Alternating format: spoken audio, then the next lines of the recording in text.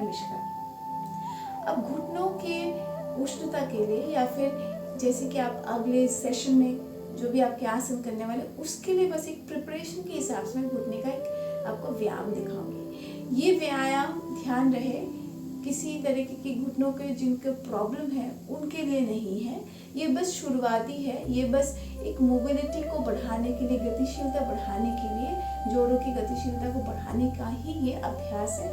ध्यान रहे घुटनों की समस्या को लेकर जो अभ्यास होंगे वो मैं अलग वीडियो में दिखाऊंगी। अभी फिलहाल ये बस एक प्रिपरेटरी प्रैक्टिसेस है जो सारे जॉइंट को हम प्रिपेयर करते हैं, वार्म करते हैं हमारे बाकी के अभ्यासों से पहले।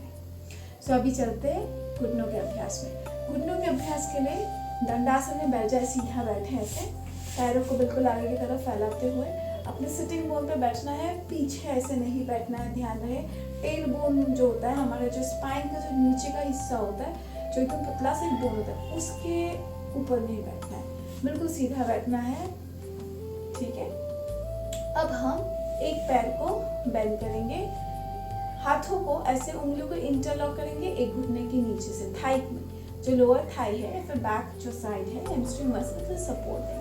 अब इस हाथ में ताकत लाना है। ध्यान रहे ये जो हम इंटरलॉक कर रहे हैं इसमें हमारी ताकत होनी चाहिए और इस ताकत के बल पर पैर को ऐसे उठाना है। जब उठाएं चेस्ट को एक्सपांडेड रखें, चेस्ट को बिल्कुल चौड़ा रखें, शोल्डर्स को बिल्कुल, शोल्डर्स में कोई टेंशन नहीं होनी चाहिए, शोल्डर को आराम से, शोल्डर को बिल्कुल अपने नेचुरल स्थिति में रखना है।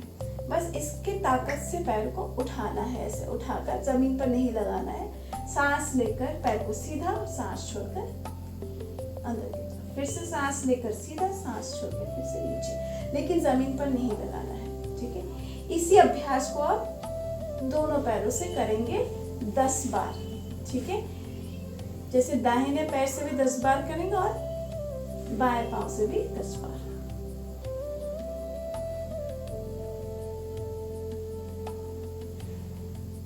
ये जो मूवमेंट है, ये मूवमेंट घुटनों की जो संरचना है उसके अनुसार ही है, जो इसका नेचुरल, इसको स्वस्थ रखने के लिए जो हमें मूवमेंट्स करने चाहिए सुबह उठकर, वही है ये, उसी के अनुसार है। एक और मूवमेंट मैं आपको दिखाती हूँ घुटने के लिए, जो ऐसे ही है। पहले हमने हाथों को इंटरलॉक किया था, अब हम हाथों को ऐसे पकड़ लेंगे। ठीक है, दोनों हाथों को ऐसे कोहनियों को पकड़ेंगे। अब ऐसे आप उसे लिफ्ट करें, चेस्ट को लेकिन बिल्कुल सीधा रखें, पीछे की तरफ नहीं जाना है, ध्यान रहे। अब ऐसे रखते हुए हम पैरों को बस ऐसे घुमाएंगे, एक सर्कल की तरह बनाएंगे। 10 बार आपने क्लॉकवाइज घुमा लिया, फिर आप 10 बार इसे एंटी क्लॉकवाइज घुमाएंगे। पर हमेशा ध्यान रहे ये जो हमने हाथों को ऐसे बेंड किया और ऐसे पैर को उठाया, उसके लिए ताकत सिर्फ हाथों में ही आएंगी। जो भी टेंशन होगा वो बस हाथों में ही रहेगा, आपके पीठ में, गर्दन में, शोल्डर में कहीं कोई भी दबाव नहीं होगा।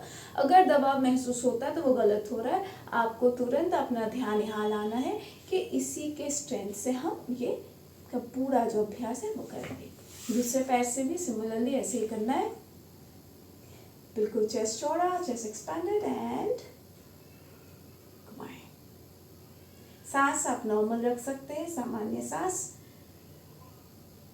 इस डायरेक्शन में 10 बार करें और फिर दूसरे डायरेक्शन में 10 बार। ओके, थैंक यू, धन्यवाद।